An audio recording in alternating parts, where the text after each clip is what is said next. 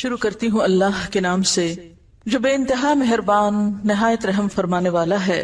فرمایا تم دونوں یعنی انسان اور شیطان یہاں سے اتر جاؤ، تم ایک دوسرے کے دشمن رہو گے۔ اب اگر میری طرف سے تمہیں کوئی ہدایت پہنچے تو جو کوئی میری اس ہدایت کی پیروی کرے گا وہ نہ بھٹکے گا نہ بدبختی میں مبتلا ہوگا، اور جو میرے ذکر سے منہ موڑے گا اس کے لیے دنیا میں تنگ زندگی ہوگی اور قیامت کے روز ہم اسے اندھا اٹھائیں گے۔ وہ کہے گا پروردگار دنیا میں تو میں آنکھوں والا تھا، یہاں مجھے اندھا کیوں اٹھایا؟ اللہ تعالیٰ فرمائے گا ہاں اسی طرح تو ہماری آیات کو جب کہ وہ تیرے پاس آئی تھی تو نے بھلا دیا تھا، اسی طرح آج تو بھلایا جا رہا ہے۔ اس طرح ہم حد سے گزرنے والے اور اپنے رب کی آیات نہ ماننے والے کو دنیا میں بدلہ دیتے ہیں، اور آخرت کا عذاب زیادہ سخت اور زیادہ دیر پا ہے۔ وَمَنْ أَعْرَضَ عَنْ ذِكْرِي، جس کسی نے بھی اعراض برتا، غفلت برتی، بے پرواہی برتی، بے نیازی اختیار کی میرے ذکر سے، میری یاد سے، تو میں اس کی سزا اس کو دنیا میں ہی دوں گا۔ فَإِنَّ لَهُ مَعِيشَةً ضَنْكَا، دنیا کی زندگی اس کے لیے تنگ ہو جائے گی، سب کچھ ہوتے ہوئے بھی اس کا دل خوش نہیں ہوگا، اس کا دل گھٹن کا شکار ہوگا۔ اور پھر یہ معیشتاً ضنکا صرف دنیا میں نہیں قبر میں بھی ہوگی۔ قبر کے عذاب میں جو اہم ترین چیز ہے وہ کیا ہے؟ قبر کا تنگ ہونا، تنگی، بھچ جانا۔ تو ایک زندگی یہ دنیا کی زندگی ہے، دوسری زندگی وہ قبر کی زندگی، اور پھر اگلی زندگی حشر کی زندگی ہے۔ وَنَحْشُرُهُ يَوْمَ الْقِيَامَةِ أَعْمَى، قبر سے وہ پھر اندھا ہو کے اٹھے گا، اور اس وقت انسان کہے گا قَالَ رَبِّ لِمَ حَشَرْتَنِي أَعْمَى، کہے گا یا رب تو نے مجھے اندھا کیوں اٹھایا؟ وَقَدْ كُنْتُ بَصِيرًا، میں تو دیکھنے والا تھا، میری آنکھیں تو ٹھیک کام کرتی تھی، یہ سب کیا ہوا؟ میں تو دیکھ سکتا تھا، دنیا میں تو میری بینائی نہیں گئی تھی، یہ آج میری بینائی کیوں چھن گئی؟ آج میری نظر کیوں چلی گئی؟ یہاں مجھے کیوں اندھا اٹھایا گیا؟ تو اس کو وجہ بتائی جائے گی۔ قَالَ كَذَلِكَ أَتَتْكَ آيَاتُنَا فَنَسِيتَهَا وَكَذَلِكَ الْيَوْمَ تُنْسَى، ہاں اسی طرح تو ہماری آیات کو جبکہ وہ تیرے پاس آئی تھی تو نے بھلا دیا تھا۔ ہماری آیات کے بارے میں تم نے اپنی آنکھیں بند کر رکھی تھی، ہماری نشانیاں تجھے نظر نہ آتی تھیں، ہمارے کلام، ہماری یاد، ہماری بات کی طرف توجہ کرنے کا تمہارے پاس وقت ہی نہ تھا، وہ تو تمہاری ترجیحات میں سے ہی نہ تھا۔ وَكَذَلِكَ الْيَوْمَ تُنْسَى، آج تمہاری سزا یہ کہ تم بھی بھلائے جا رہے ہو، تمہارا بھی کوئی پرسان حال نہیں۔ خلاصہ کیا ہے؟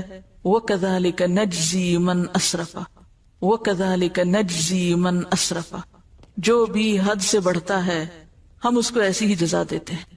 وَلَمْ يُؤْمِن بِآيَاتِ رَبِّهِ، اور اپنے رب کی آیات کو مانتا نہیں ہے۔ نہ ماننے سے کیا مراد ہے؟ قبول نہیں کرتا، عمل نہیں کرتا۔ وَلَعَذَابُ الْآخِرَةِ أَشَدُّ وَأَبْقَىٰ، اور البتہ آخرت کا عذاب زیادہ شدید اور زیادہ باقی رہنے والا ہے۔ کس کے مقابلے میں؟ دنیا کی معیشت ضنکا کے مقابلے میں۔ تو بات یہ ہے کہ کیا یہ سچی بات ہے؟ ذکر کے بغیر دنیا میں زندگی تنگ ہوتی ہے؟ کیا واقعی آپ کو معلوم، اور صرف معلوم نہیں یقین بھی ہے کہ قیامت کے دن کچھ لوگ اندھے اٹھائے جائیں گے؟ کیا واقعی ایسا ہونے والا ہے؟ اور اگر یہ سچ ہے اور ایسا ہی ہونے والا ہے تو پھر ہمیں صرف اپنی ہی نہیں ان سارے لوگوں کی فکر کرنی ہے جو اللہ کے ذکر سے، اللہ کی طرف سے آئی ہوئی نصیحت سے بالکل اندھے بنے ہوئے ہیں اس زندگی میں، اس دنیا میں۔ یہ اگنور کیے جانے کے لائق بات نہیں، یہ بہت اہم بات ہے۔ تھوڑی دیر کے لیے آنکھیں بند کر کے تصور کریں اس زندگی کا جس میں انسان دیکھ نہیں سکتا، اور یہ تو پھر صرف دنیا ہے جس میں اگر کسی ایک انسان کی بینائی چلی بھی جائے تو بہت سے لوگ مدد کرنے کے لیے موجود ہوتے ہیں۔ اب تو ایسے ادارے بن چکے ہیں، ایسی فاؤنڈیشنز ہیں، ایسے انتظامات ہیں جن سے اس دنیا میں نابینا لوگوں کو بہت سی فیسلٹیز پرووائڈ کی گئی ہیں کہ وہ اپنی زندگی میں انڈیپینڈنٹلی کام کر سکیں، اپنا چلنا پھرنا، حتیٰ کہ پڑھنا لکھنا۔ لیکن قیامت کے دن کون کس کا مددگار ہوگا؟ کون کس کے کام آئے گا؟ اور کیا یہ سچ نہیں کہ من کان فی ہذہ اعمی فہو فی الآخرۃ اعمی واضل سبیلا، جو شخص اس دنیا میں اندھا بن کے رہا، اس نے آنکھیں نہ کھولی، اس نے اس ذکر کو نہیں پڑھا، اس نے اللہ کو یاد نہیں کیا، تو قیامت کے دن بھی وہ اندھا ہی اٹھایا جائے گا، اور بھی زیادہ راستے کے اعتبار سے بھٹکنے والا ہوگا، اس کو راستہ ہی نہیں ملے گا۔ کیا واقعی یہ ایسی آیت ہے کہ جس پر انسان غور کیے بغیر گزر جائے اور جس پر عمل کرنے کی کوئی تدبیر نہ سوچے. لہذا بے حد ضروری معلوم ہوتا ہے کہ ہم ان آیات کی روشنی میں ذکر کے معنی کو بھی سمجھیں اور پھر ذکر کے بارے میں جو ہمارے دین میں ہمیں تعلیمات دی گئی ہیں اس کی روشنی میں اپنے عمل اور اپنے کردار کا بھی جائزہ لیں کہ کہیں ایسا تو نہیں کہ ہم قرآن پڑھتے ہوئے بھی ہم ذکر کرتے ہوئے بھی اللہ کو یاد ہی نہ کرتے ہوں. تو آج ہم گفتگو کریں گے ذکر کی حقیقت کے بارے میں کہ ذکر کیا چیز ہے, ذکر کیسے کرنا چاہیے, ذکر کی کتنی قسمیں ہیں, اور پھر سب سے اہم بات ذکر کا اصل مفہوم کیا ہے, ذکر کی روح کیا ہے, اور اس ذکر کا جو قرآن کی شکل میں ہے حق کیسے ادا کیا جائے, اس کے لیے آنکھوں کو کیسے کھولا جائے کہ قیامت کے دن بھی دیکھنے والوں میں سے اٹھے. قرآن پاک کی ایک سورت ہے سورت الاعلی, اس میں اللہ سبحانہ وتعالی فرماتے ہیں قد افلح من تزکا وذکر اسم ربہ فصلی بل تؤثرون الحیاۃ الدنیا والآخرۃ خیر وابقی ان ھذا لفی الصحف الاولی صحف ابراہیم و موسیٰ. کیا معنی ہے اس آیت کا؟ قد افلح, یقیناً فلاح پا گیا, کامیاب ہو گیا. کون؟ من تزکا, جس نے اپنا تزکیہ کر لیا, اپنے دل کا, اپنے خیالات کا, اپنے اخلاق کا, اپنی عادات کا تزکیہ کر لیا, اس میں سے قبیح چیزیں نکال پھینکی. وذکر اسم ربہ, اور اپنے رب کا نام یاد کرتا رہا, یعنی اپنے رب کی یاد اختیار کی, ذکر کیا. فصلی, پھر نماز بھی پڑھی. لیکن کچھ لوگوں کے پاس ان تینوں چیزوں کے لیے وقت نہیں جو کہ ان کو کامیابی کی طرف لے جانے والی ہیں.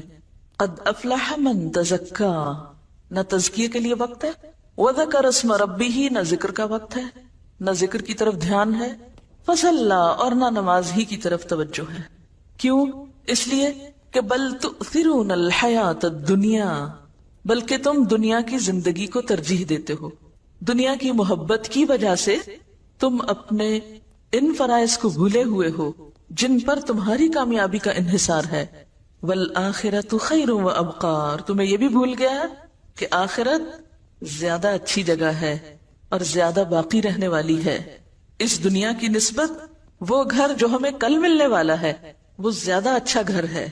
ان ھذا, یقیناً یہ باتیں لفی الصحف الاولی, پہلے صحیفوں میں بھی موجود ہیں. اس سے کیا پتہ چلتا ہے کہ کامیابی کے یہ اصول ابدی ہیں. ابدی کا کیا معنی ہوتا ہے؟ ہمیشہ سے, ان میں کوئی شک نہیں. ہر دور میں یہی باتیں پیغمبرانہ تعلیم کا حصہ رہی ہیں, اور خاص طور پر صحف ابراہیم و موسیٰ, ابراہیم اور موسیٰ علیہ السلام کی تعلیمات, ان کی کتابوں اور ان کے صحیفوں میں بھی یہی باتیں تھی. یعنی ساری تعلیمات کا نچوڑ یہی ہے. تو گویا دین کی تعلیم یہی ہے. پہلی چیز کہ تزکیہ نفس ہو, تزکیہ قلب ہو, تزکیہ اخلاق ہو. کس لیے یہ ساری صفائی, یہ اہتمام؟ آپ گھروں کی صفائی کیوں کرتے ہیں؟ ڈیکوریشن کیوں کرتے ہیں؟ ہر چیز کو کیوں تیار کرتے ہیں؟ کسی خاص مہمان نے آنا ہوتا ہے. دلوں کا تزکیہ کس لیے؟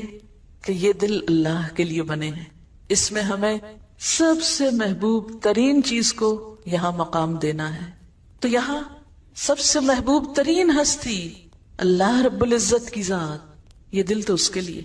اتنی قیمتی چیز, اتنی قیمتی جگہ, یہ دنیا کی ٹھیکریوں کے لیے تو نہیں ہے, دنیا کی حقیر چیزوں کے لیے تو نہیں ہے کہ ان کو یہاں بسا لیں. اس دل میں تو رب کی یاد ہونی چاہیے. جب تزکیہ ہوتا ہے اور رب دل میں آتا ہے تو پھر ہو نہیں سکتا کہ ہر دم رب کا نام اور رب کی یاد اور رب کا ذکر نہ ہو. کبھی ایک شکل میں, کبھی دوسری شکل میں, کبھی تیسری شکل میں. اس کی شکلیں اور صورتیں مختلف ہو سکتی ہیں.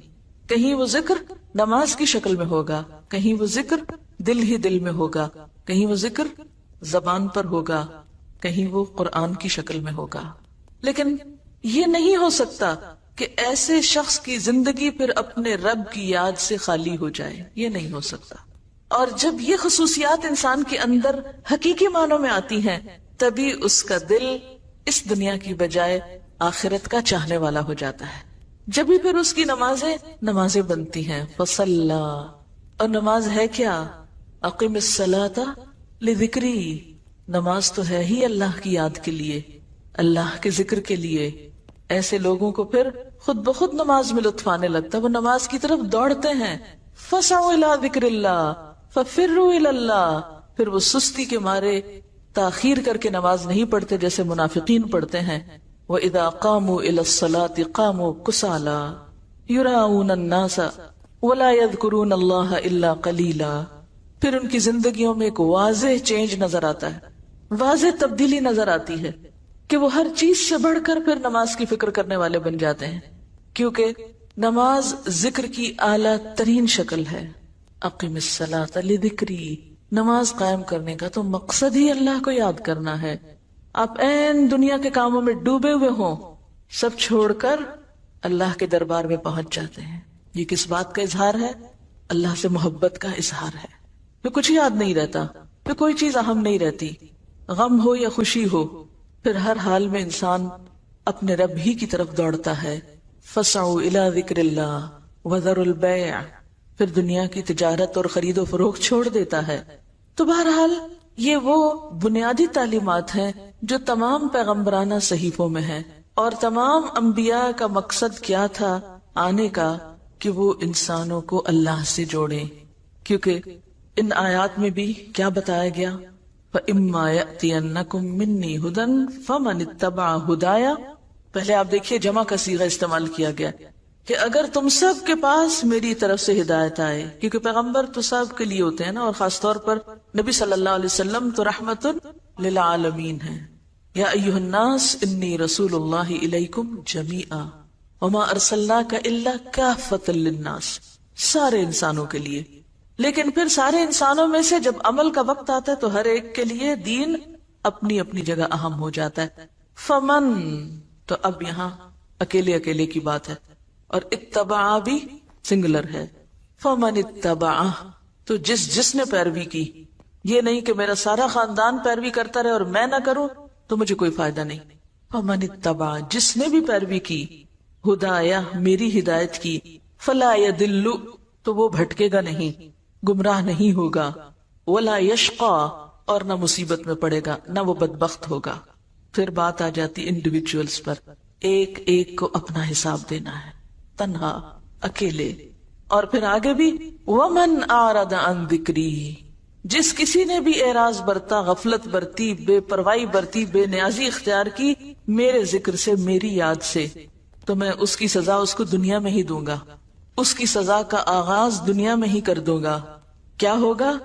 فإن له معیشة ضنکا، دنیا کی زندگی اس کے لیے تنگ ہو جائے گی، وہ گھٹن کا، ڈپریشن کا، پریشانیوں کا شکار ہو جائے گا.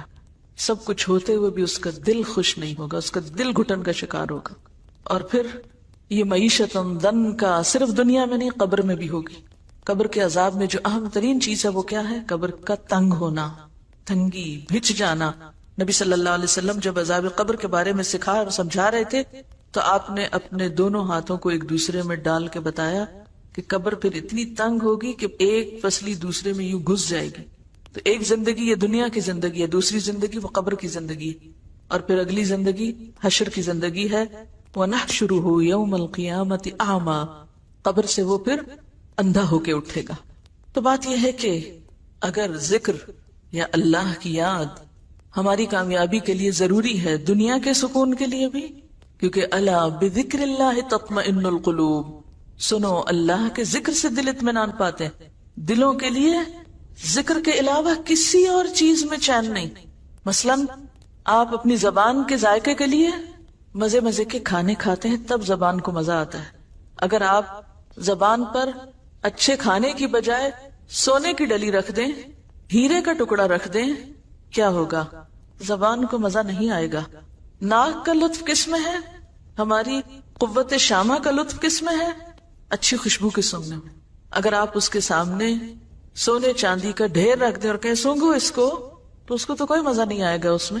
اسی طرح اگر ہم اپنے دل میں اللہ کی یاد کی بجائے، اللہ کی محبت کی بجائے، اللہ کے ذکر کی بجائے سونے چاندی کی محبت ڈال لیں تو دل چین نہیں پائے گا. یہ دل کچھ اور مانگتا ہے اور ہم اس کو سونے چاندی اور دنیا کی دولت میں خوش کرنے کی کوشش کرتے ہیں. تو دل کا لطف، دل کا سکون اور دل کا چین اللہ کے ذکر میں ہے. الا بذکر اللہ تطمئن القلوب.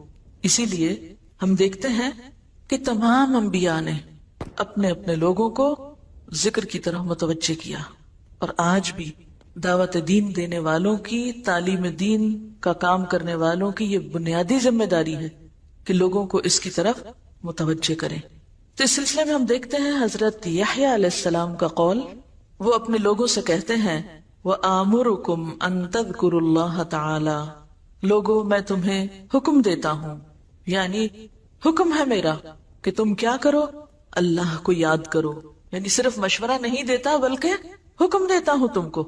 اور ذکر کرنے والا دراصل دنیا کے فتنوں، دنیا کے غموں، دنیا کی پریشانیوں سے ایک محفوظ پناہ گاہ میں آ جاتا ہے، ہر طرح کے خطرات سے محفوظ ہو جاتا ہے، اندرونی بھی اور بیرونی بھی. کیونکہ جب تک بندہ اپنے رب کو یاد کرتا ہے، اللہ اپنے اس بندے کی مدد فرماتا ہے. امام ابن القیم کہتے ہیں کہ ذکر کرنے والے کی مثال ایسے ہی ہے جیسے وہ شخص جس کے پیچھے جلدی سے دشمن چڑھ دوڑے. یعنی اس کے پیچھے کوئی دشمن لگا ہوا ہو. ذرا تصور کریں کہ کوئی پیچھے لگا ہوا آپ کے اور پکڑنے لگا آپ کو. کون ہے دشمن؟ کھلا دشمن، سب جانتے ہیں. کیا وہ کبھی کبھی پیچھے لگتا ہے؟ ہر وقت لگا ہوا ہے اور ہمیں پتہ ہی نہیں، اور ہم اس کا نشانہ بنے ہوئے ہیں، لٹ رہے ہیں اس کے ہاتھوں.